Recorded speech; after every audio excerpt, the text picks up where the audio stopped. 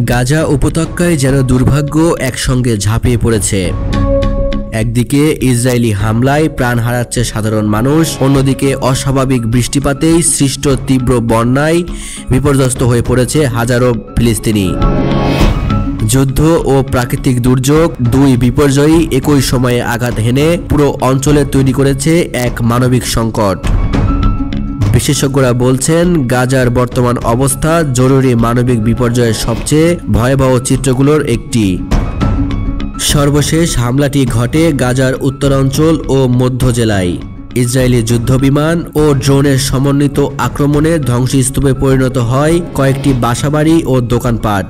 হামলায় নিহত হয়েছেন অন্তত ৩ জন ফিলিস্তিনি, যাদের মধ্যে 2 জন নারী এবং 1 জন স্কুল শিক্ষক ছিলেন। হামলার সময় অনেক পরিবার ঘরে ছিল, কারণ ভারী বৃষ্টির কারণে বাইরে বের হওয়া ছিল বিপজ্জনক।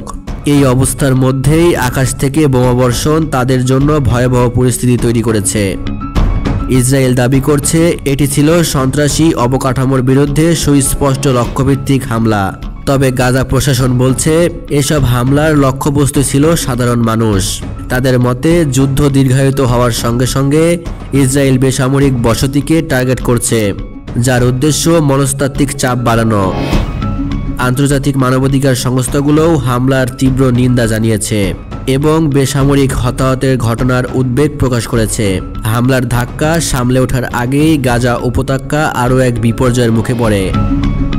কয়েকদিনের ধারাবাহিক ভারী বর্ষণে গাজার রাস্তাঘাট, আশ্রয়কেন্দ্র ও উদ্বাস্তু ক্যাম্পগুলো তলিয়ে গেছে। বিশেষ করে উত্তরাঞ্চলের সাতি ক্যাম্প, খান ইউনিস এবং জাবালিয়া শরণার্থী শিবিরের পরিস্থিতি ভয়াবহ।